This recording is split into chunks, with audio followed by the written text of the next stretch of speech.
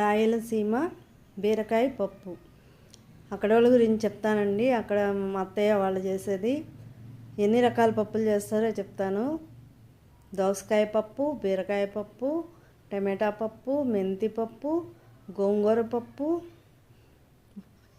ఇంకా ఆకుకూరలు, తోటకూర, చిరుకూర, ఒకటి కాదండి చేస్తూనే ఉంటారు ఎప్పుడు పప్పు. రోజు పప్పు, నెయ్యి, పెరుగు ఈ కంపల్సరీ ఉంటాయండి.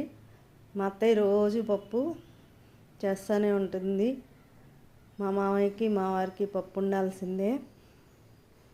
అక్కడ ఫేమస్ అండి ఇలా పప్పులు,